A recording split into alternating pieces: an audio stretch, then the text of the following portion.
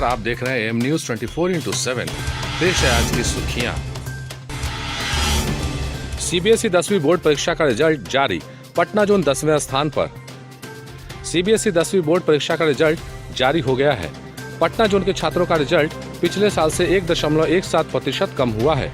इस बार 90.69% परीक्षार्थी सफल रहे हैं, जबकि पिछले साल 51.86% परीक्षार्थी सफल हुए थे। इस बार पटना जोन देश भर में 3 पायदान नीचे खिसक कर 10वें स्थान पर रहा है। पटना जोन से 2,17,572 परीक्षार्थी उपस्थित हुए थे। इनमें से 1,97,326 परीक्षार्थी सफल हुए हैं, जिसमें छात्राओं की संख्या छात्रों से ज्यादा है। 90.09% छात्र पास हुए हैं, जबकि 91.8 छात्राओं का पास प्रतिशत है। कागज पर ही सिखा दी महादलितों को अंग्रेजी।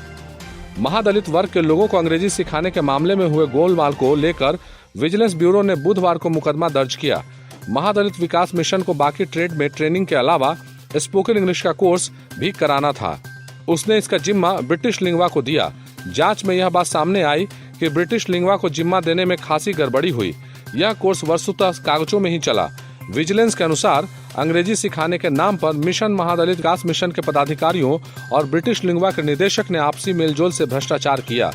मिशन महादलित विकास मिशन के पदाधिकारियों और ब्रिटिश लिंगवा के निदेशक डॉक्टर बीरबल झा को आईपीसी की विभिन्न धाराओं और भ्रष्टाचार निरोधक अधिनियम के तहत नामजद किया गया है। प्रदेश में कोरोना मरीजों की संख्या 20,000 के पार, प्रदेश भाजपा अध्यक्ष भी पॉजिटिव। बुधवार को आई रिपोर्ट में प्रदेश भाजपा अध्यक्ष संजय जायसवाल, महावीर आरोग्य संस्थान कंकड़बाग के निदेशक पीएमसीएच में 2 डॉक्टर समेत 27 स्टाफ, पटना हाईकोर्ट की सुरक्षा में लगे 31 जवान और राजभवन की सुरक्षा से जुड़े 38 लोग कोरोना पॉजिटिव पाए गए हैं। हालात एकदम बदतर होते जा रहे हैं। 179 लोगों की मौत हो गई है। बुधवार को सरकार द्वारा जारी आंकड़ों के आधार पर राज्य के कुल संक्रमितों की संख्या 20,173 है, जिसमें एक्टिव मरीज 6,461 हैं और 13,533 कोरोना संक्रमित मरीज संक्रमण को पराजित करने में सफल रहे हैं। हमें बहुत ज्यादा सतर्क रहने की जरूरत है। काम हो वैन से प्रचार का या फिर बैनर पोस्टर का, हो डिजिटल मार्केटिंग, यूट्यूब, फेसबुक या एसएमएस का, ऑडियो डबिंग हो या फिर काम चुनाव प्रचार का, वर्चुअल मीटिंग के साथ ही है यहाँ समाधान हर एक समस्या का।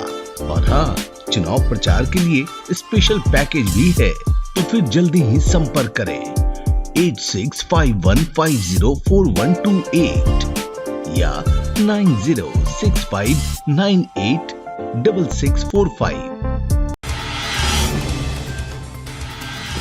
देश में सबसे पहले पटना एम्स में कोरोना वैक्सीन का ह्यूमन ट्रायल शुरू।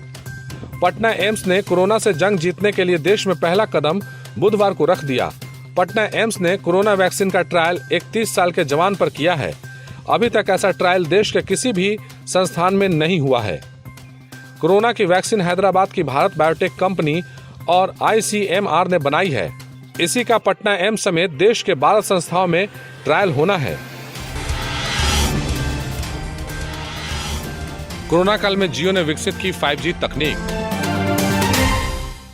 रिलायंस इंडस्ट्रीज की सालाना आम सभा में मुकेश अंबानी की ओर से की गई घोषणाओं ने यदि देश का ध्यान अपनी ओर खींचा तो इसके पीछे कुछ ठोस कारण है। उनकी ओर से जो तमाम घोषणाएं की गई, उनमें सबसे उल्लेखनीय यह है कि उनके जियो प्लेटफॉर्म ने 5G तकनीक विकसित कर ली है और वह देश में विश्व स्तरीय सेवाएं देने में सक्षम है। इस घोषणा का महत्व केवल इसलिए नहीं है कि यह 5G तकनीक स्वदेशी है, बल्कि इसलिए भी है कि भारत को इसका फैसला करना है वह चीनी कंपनी हुआवे को 5G सेवाएं देने का अवसर प्रदान करे या नहीं। हुआवे पर जासूसी में लिप्त होने के साथ ही यह भी आरोप है वह चीन की सत्ताधारी पार्टी के इशारों पर काम करती है। इन्हीं गंभीर आरोपों के कारण अमेरिका के बाद ब्रिटेन ने भी उस पर पाबंदी लगा दी है। कुछ अन्य देश भी इस कंपनी से दूरी बनाने के संकेत दे रहे हैं। अहंकारी चीनी सत्ता की बदनीयती को देखते हुए भारत के पास इसके पर्याप्त कारण है कि वह भी हुआवे पर लगाम लगाए। मौजूदा माहौल में इससे बेहतर और कुछ नहीं कि भारत को हुआवे की सेवाएं न लेनी पड़े और उसकी संभावित कमी को जियो पूरी करे। जब कोरोना संकट के चलते कारोबार जगत से निराश करने वाली खबरें आ रही हैं, तब उसमें निवेश करने वालों की कतार लगी हुई है। इसी कोरोना काल में अब तक फेसबुक समेत 1 दर्जन से अधिक कंपनियां जियो में निवेश कर चुकी है और ताजा नाम गूगल का जुड़ा है। तकनीक के इस युग में जब डाटा को पेट्रोलियम उत्पाद सरीखा माना जाने लगा है, तब किसी भारतीय कंपनी का इस तरह सुर्खियां बटोरना सुखद है।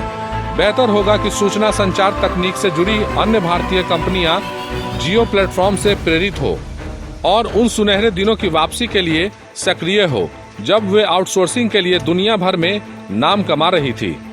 केवल उन कारणों की पहचान ही नहीं होनी चाहिए जिनके चलते भारतीय कंपनियां सॉफ्टवेयर के क्षेत्र में अपनी बढ़त कायम नहीं रख सकी, बल्कि उनका निवारण भी किया जाना चाहिए।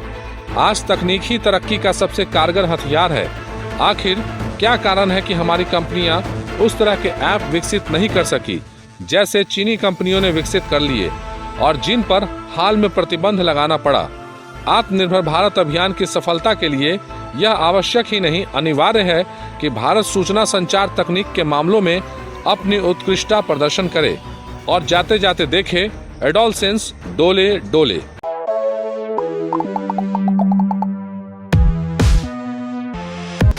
नमस्कार, आप देख रहे हैं AM News 24x7 और आपको बता दूं कि ये चाइना ने हम लोग को इंडिया में कोरोना दिया है, वैसे ही चाइना में एक बाढ़ आ गई है 80 साल बाद।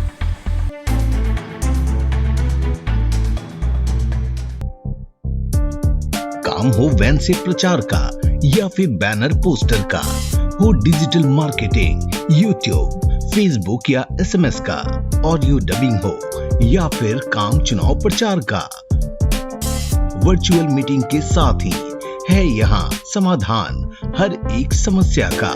और हाँ, चुनाव प्रचार के लिए स्पेशल पैकेज भी है, तो फिर जल्दी ही संपर्क करें 8651504128 या 9065986645।